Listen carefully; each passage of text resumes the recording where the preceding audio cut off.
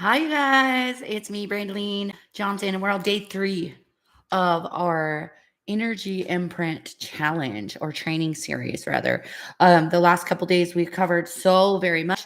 The first day we talked about the being able to tap in and reading what a healer is, what a medical worker is, what a wounded healer looks like, all physical features and the emotional features of them, right? And today we're going to be going into incarnated angels, incarnated mermaids, and incarnated fairies, and what those physical features are and what those people's maybe life purpose would be. You guys, I absolutely love, love, love to teach beginning and advanced psychic and mediumship development. I know that sounds kind of woo, but I really like to call it more of opening up your energetic receptors and really helping you tap into learning the language of the light, because that truly is our true language. And that's where you're going to need to be in order to continue on and to continue evolving and bringing the anchoring down the light into this new earth. And then yesterday, what the hell did we talk about yesterday? We talked about mediumship. We talked about childhood trauma, all of these things that show up. I think it's so amazing when we're working with and for spirit that we get all of this information from doing multiple readings, from doing multiple research, from tapping into people's energy, and then working with spirit to bring them into alignment with their life purpose, into alignment with why the hell they're even incarnated here in the first place, right? The thing that I'm super nerded out about in this training. And if you guys are watching live, say hello. Let's chat, join in on the conversation. If you're watching the replay, say, hey, I'm watching the replay. It helps keep it bumped up. The algorithm keeps it in our group. Our group on Facebook is Your Spiritual Awakening Community. If you want to join us there, or if you are watching there and you want to binge out on my YouTube videos, my YouTube channel is Brandeline Johnson. Go ahead and give me a like and subscribe. All the great things, right? But for today, I'm going to dive in really quick, and then I am going to head out for the weekend and go to my cabin up in Utah. So excited to get out of the heat, out of the city, into nature where I could be grounded and everything will be wonderful. But today we're going to talk about a little bit about incarnated angels, incarnated fairies, and incarnated mermaids. Again, we're talking about DNA, all right? So what you've been told about your DNA is not true. How do I know that? I just know that from working with and for spirit. There are so many different types of energies and frequencies, and so many different types of incarnated beings that I have read into, and that spirit works through me to be able to like actually help them know why they're on planet Earth. So when we're thinking about like swabbing our cheek or giving our DNA to whatever company collects DNA, and then you're thinking that it's coming back and saying you're like Middle Eastern or you're part this or part that, I get really intrigued, because in reality, I'm like, in reality, you're part mermaid to me. And I don't understand why they don't tell you. Probably because it freaked the whole world out if half the world thought that they weren't necessarily all the way human, right? So mermaids, you guys ready to dive in? These are just energetic hacks that I'm giving you through research that I've done on my own, through readings that I've done on my own. But I love to teach you guys this. And coming soon, starting tomorrow, I'm probably going to have a big announcement coming tomorrow about my advanced program. I'm going to teach so much more. Like, I'm giving you guys the information here, but in my program, I'm actually going to teach you how to get this information on your own and what to do with it, right? But for funsies, we're doing this training so you guys can have hacks. And so some of you guys might be like, oh my God, I'm mermaid, or my sister's mermaid, or my daughter's mermaid. So by the way, my daughter's mermaid, right? She's mermaid. She's just his mermaid. So we'll use her for an example. She's actually Pisces. Now, mind you, not all mermaids are a water sign. I have not done that research. We should start doing that research to see if that is in fact the case. However, for my daughter, she is a Pisces. She is a water sign. She loves to take baths, right? So mermaids, they freaking love water. They need to be near water. We live in the freaking desert. I'm always telling my daughter, dude, you need to live by the ocean, or you need to live by a body of water. They really do need their water element. If they don't have it, what are they in? They're in the bathtub. They're constantly in the bathtub, bathtub, bathtub. Mermaids also, they love to be naked. Right? I love to use my daughter as an example. They love to be naked. They're also usually very curvaceous. So they're having lots of big hips, um, super curvaceous. Um, they, I want to say always, almost always, their hair is a different color. So like my daughter, her hair is always either pink or blue or green, solid, right? Not necessarily just a little strip. It's the whole head. They usually have long hair too. Not all the time, but they usually have long hair. Here's another hack for you guys about tattoos. So, for example, my daughter has a tons of marine life tattooed all over her body. There is no mistaking this woman to be a mermaid. She is like 100% mermaid. So, using her as an example is going to help you guys. But so, anytime you tattoo something on yourself, it's of your essence. It's you like it so much that you want to put it permanently on you. It is of your essence. So, whatever you guys have your tattoos, right? I see a bunch of you joining, but I can't see who you are. So, say hello. Um, I'm gonna say hello, or either that or I'm just not seeing your guys' comments today. Um, so they got the curly hair or the longer hair, colored hair. They might have marine life tattooed on them, curvaceous, um, love water, need to be near water, right? Mermaids are also associated with healers, right? We talked about healers on the first day. Mermaids are also associated with the healing realm, right? But part of their purpose, a lot of times, is to do with some sort of water. Either they're talking to the water goddess, either they're here to heal the water, work with marine life, those marine biologists and stuff, those types of things. So, are you a mermaid? Let us know. Is that you? Is that you? Is that you? There's one girl that I absolutely love. I don't know why your name popped out of my head, but your dog's name is Clyde. I know, I know everybody's animal's name, but anyway, she's a perfect example of a mermaid, and I gave her a reading a kabillion years ago when I used to do readings up in Traverse City, Michigan. But anyways, on to the next, if you guys are ready. Incarnated Fairy Realm, right? So when I talk about Fairy Realm, there are so many different types of fairies, right? Because we could talk about gnome people, we could talk about troll people. Like I shared a video with you guys, those of you that are on my email list, we talk about troll people. We could talk about flower fairy people. We could talk about woodland fairy people. There's so many different types, but generally speaking, fairies will also have colored hair. A lot of times the fairies, they'll have those little pixie cut. I mean, why do we even call it a pixie cut, right? It's 11:11. They'll have like a little pixie cut. They'll also maybe have tattoos of, say, for example, a butterfly, a ladybug, flowers, like a tree, anything like nature related. These fairy people, these incarnated fairy people, will usually have that on them. I want to say like spirits like knocking on my door. They're like, meh, meh, meh. I want to say they always have tattoos too, like fairy incarnated fairy people, like spirits chiming in saying they have tattoos. It doesn't matter necessarily what they are, but they have tattoos. They're very artsy, creative, love to be in nature, right? Incarnate fairy people are here to protect Earth, are here to do something with Earth. So they're showing me one of you guys. This is how spirit works with me. They're like, here, look, remember this person? Talk about her. She's very so probably gardening, right? Like having your hands in the dirt, really connecting with the bugs and the horticulture, I guess is what I'm wanting to say. Really being down to earth, like getting in the earth. They do not feel in their element if they're in a city. Like right now, right? They do not feel in their element if they're in a city. So that would be more of like an incarnated fairy. Again, there's so many different types. A lot of incarnated fairies will have the pointy ear too. They'll have a little pointy ear.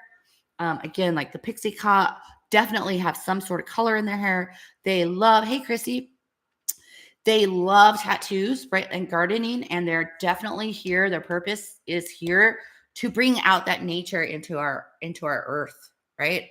And then lastly, before I head out today, because I'm so excited about going to Utah, City, just like a very person would, right?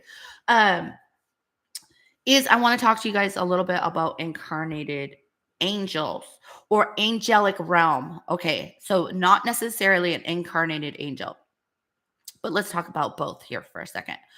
I always say the empaths, right? Highly sensitive people, like really highly sensitive empaths, are incarnated angels because they came down to this planet and they're just like come down from their cloud and they have their little harp and they come down this planet and they're like, oh my dear God, what on Jesus's name is going on here on this planet? And it's so overwhelming to them to be human. They just can't even, right? And then they just want to give and give. And we talked about this as in the healer department, right? So I would say incarnated angels are empaths, right? They came here to anchor down that beautiful light, but then once they got here, they were like, "Oh my God, what did I sign up for?" Right? But on the flip side, I want to talk to you guys about people that connect with angelic realm. Okay, so remember yesterday, and I know I might be going fast for some of you guys, but that's why you need to sign up for the program so you can work with me and have me as your coach so that we can nail this down for you so you can learn new techniques, get really confident in it, and then blow your damn mind and change your whole damn life. But anyways, flip side. Remember yesterday, we were talking about mediumship and how every single person can develop into a medium. So today we're talking about people that are more connected to the angelic realm. Every single person can become connected to the angelic realm. Every single person can learn to work with them. Super soft, super amazing. Just all of these different energies are different energies. But just like yesterday, when I was saying certain types of people are more apt to experience mediumship or are more apt to uh, automatic mediumship, I guess is what I would say, or it's just happening to them, random ass mediumship. So, too, when we're talking about the angelic realm, there are certain people that are more. There you are, Madeline. See my name in the caption.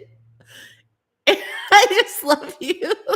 I was literally talking about you a second ago, Madeline, and I was like, fuck, I can't think of your name, but your dog's name is Clyde. So you're going to have to watch the replay because I literally was talking about you. Yes, my little mermaid friend.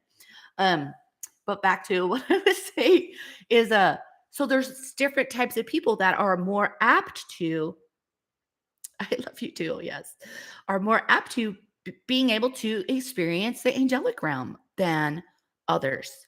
Again, every single person can develop. Angels are just different, and I just love them. All right. Everybody knows Clyde, the dog. Uh, and I won't give away. He's one of our volunteers in one of my programs. Love him. But anyway, I'm just giggly squirts today. Sorry. Let's get back on track. Angelic realm, right?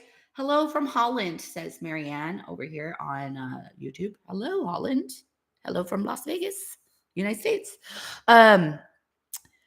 Angelic people that are more connected to angelic realm. I would love to use like Barbara Nealand as an example. So many of you guys know her. She's been around since like the very first class that I ever taught.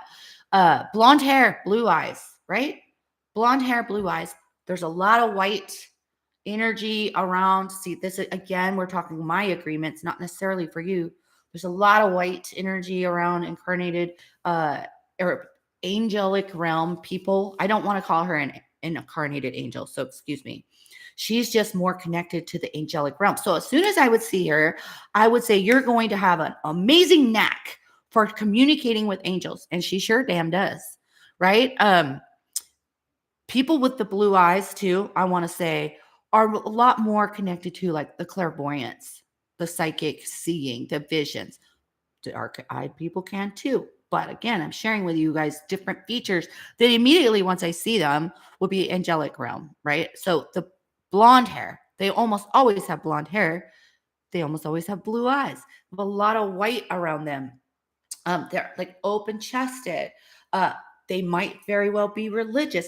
They probably have, excuse all the light in here. They probably have figurines of angels. They may very much so love Christmas, right? These are just little features of certain people that will more have a knack to connect with angelic realm versus like when I just described a fairy, right? They're going to more have a knack to talk to the fairy realm, or they're going to more have a knack to learn about herbs and be able to look at a plant and tell you exactly what that plant's going to do for you, right?